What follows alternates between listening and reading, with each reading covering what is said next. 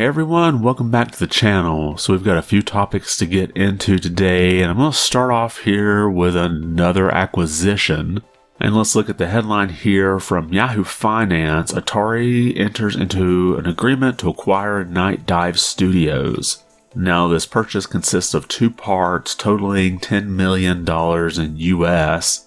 And the first half is about $5 million in cash, and then the other half would be about $5 million worth in Atari shares at time of closing.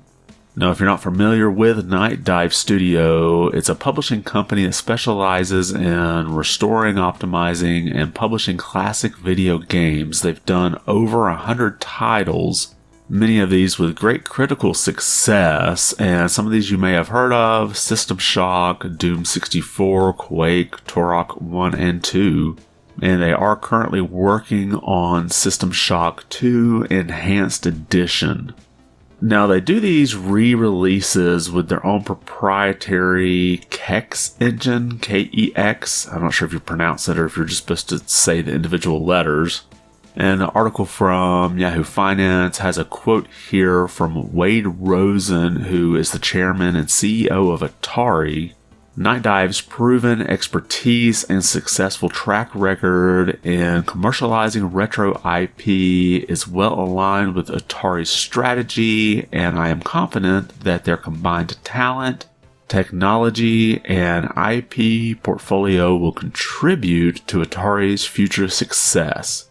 So it sounds like they want to use Night Dive to do some more of these remasters of Atari games, as well as continue to work on some IPs that they own, which they did acquire the rights to System Shock 2 back in 2012, and then later acquired the first System Shock. So we could possibly see a sequel in this series, but I would think probably more likely after the System Shock 2 Enhanced Edition comes out, they might do a remaster of the first one. But I do have to wonder, if they start working on some other of Atari's IPs, which ones could they possibly work on? Now we have obvious classics like Centipede, Asteroids, Missile Command, Pong, and even Tempest. And another one I had thought of is Alone in the Dark, but they did sell the rights of that to THQ Nordic back in 2018.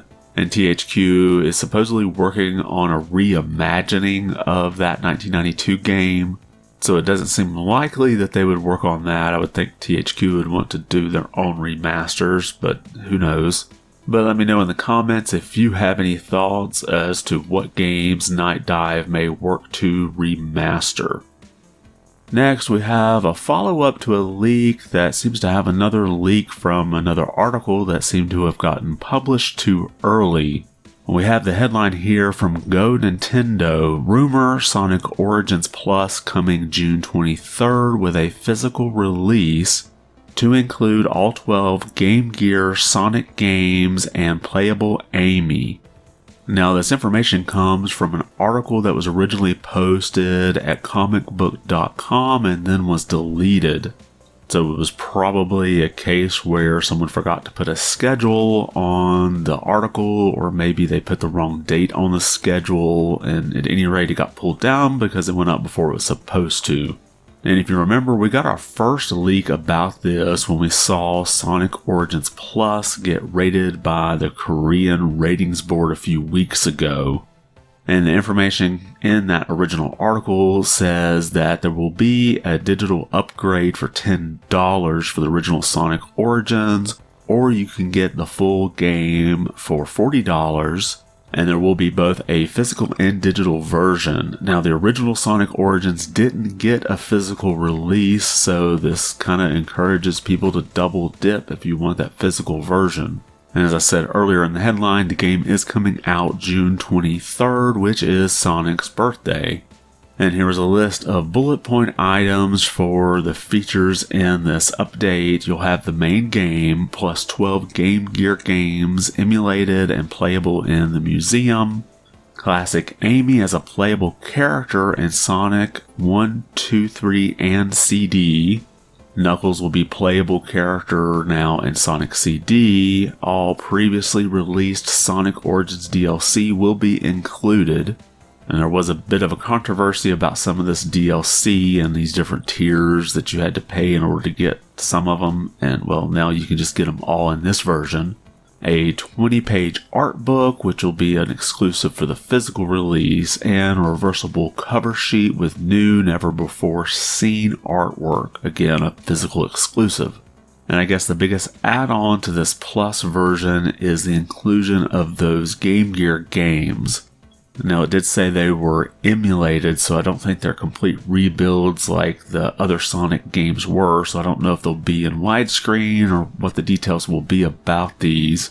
However, I don't think there's been another re-release of some of these Game Gear games, so this will make an easy way for you to get a hold of these and play them on newer hardware. So keep an eye out for the official announcement for Sonic Origins Plus. There'll probably be a pre-order for that physical version, so you'll want to hop on that pretty quickly as it might sell out fast. And finally, let's take a look at those latest Famitsu sales coming out of Japan.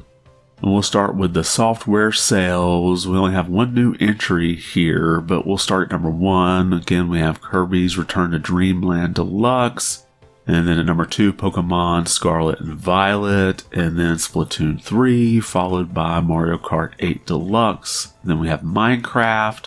And the only new entry here is Bayonetta Origins. And kind of a disappointing sales number here with just over 6,000 being sold. Not really a good sales number for its opening week. However, this does not include digital sales, so maybe it made it up a little bit there. But moving on down the list, we have Hogwarts Legacy for the PS5, and then Nintendo Switch Sports, followed by Octopath Traveler 2, still coming in that top 10. And now with 80,000 lifetime sales, at least physically in Japan. And then we round up the top 10 with Super Smash Bros. Ultimate. So kind of a quiet week here with just one new entry that didn't do as well as I think Nintendo probably had hoped.